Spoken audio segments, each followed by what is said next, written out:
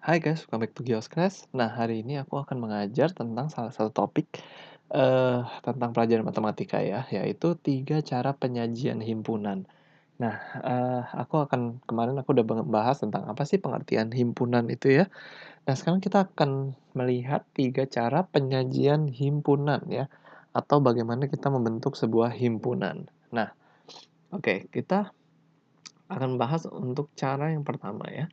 Nah, cara yang pertama itu adalah dinyatakan dengan menyebutkan anggotanya. Menyebutkan anggotanya. Atau bahasa lainnya kita kenal dengan istilah enumerasi.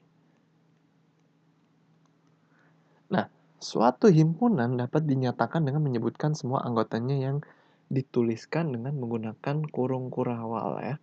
Nah, jadi untuk sebuah himpunan itu kita menggunakan yang namanya kurung kurawal ya, bentuknya seperti ini. Nah, dan biasanya jika anggotanya itu banyak, nanti itu bisa ditulis dengan titik-titik ya, yang dengan artinya itu adalah dan seterusnya mengikuti pola. Contoh misalkan seperti ini. Maksudnya misalkan himpunan A gitu. Nah, anggotanya adalah 3, 5, dan 7. Lalu misalkan himpunan B, contohnya 2, 3, 5, dan 7 anggotanya. Nah, ini merupakan cara penyajian himpunan yang pertama, menyebutkan anggotanya ya.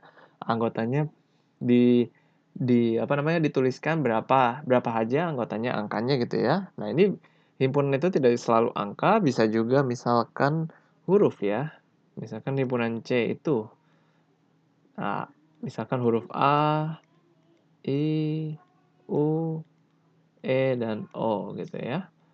Nah, lalu misalkan bisa juga himpunan D memiliki anggota yang banyak gitu. Contoh misalkan semua bilangan bulat gitu ya.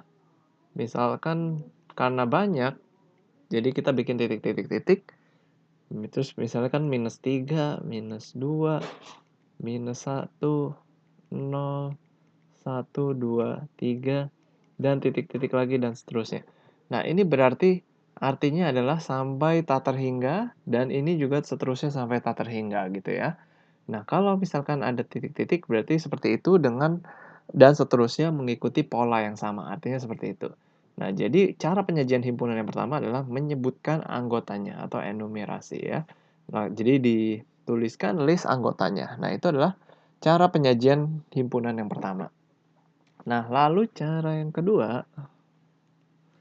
penyajian himpunan yang kedua adalah dinyatakan dengan menuliskan sifat yang dimiliki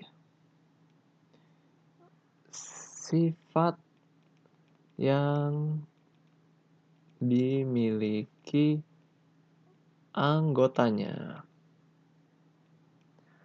Nah, misalkan seperti ini ya. Misalkan A adalah himpunan semua bilangan ganjil yang lebih dari 1, misalkan gitu ya, lebih dari 1 dan kurang dari 8. Nah, kalian bisa lihat ya perbedaannya di sini. Nah, jadi kalau di sini dia menyebutkannya dengan menyajikannya dengan menyebutkan sifat yang dimiliki anggotanya.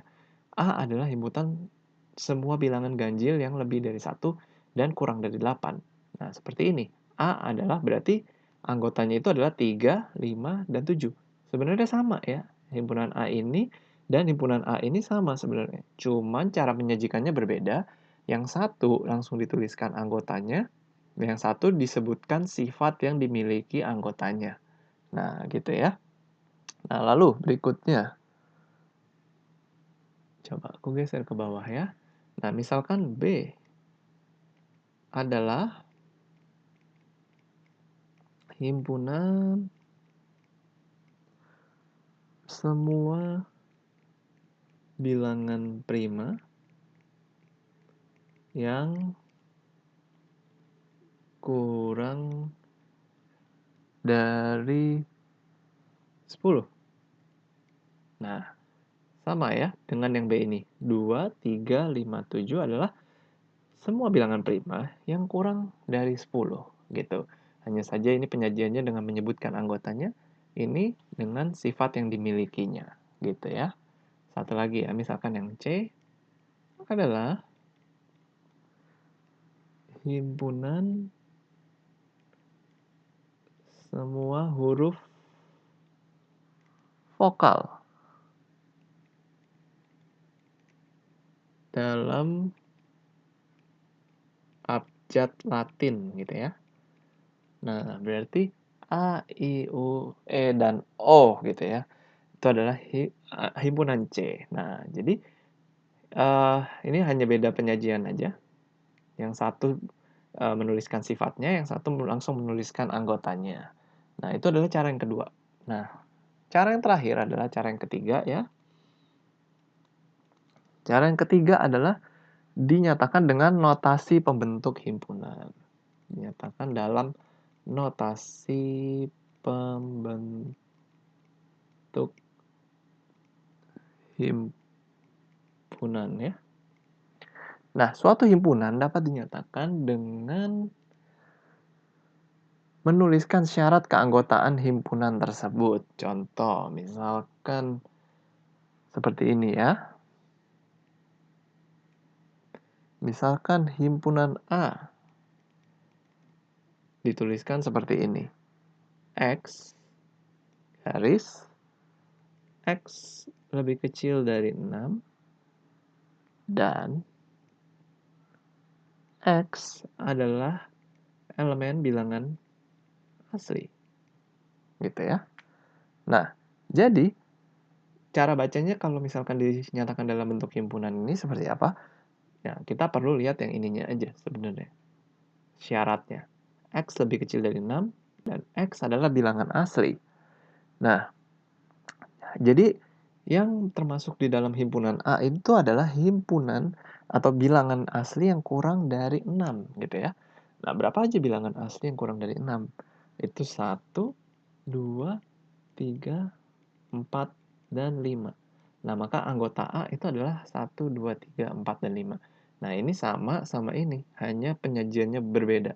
Kalau yang di atas ini, yang ini menggunakan notasi pembentuk himpunan. Kalau yang ini menggunakan cara yang seperti nomor 1, dinyatakan dengan menyebutkan anggotanya, gitu ya.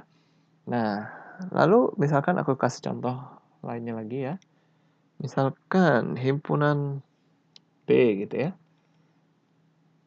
Nah, itu misalkan X terus 1 X lebih besar dari 1 dan kurang dari 8. X adalah bilangan ganjil.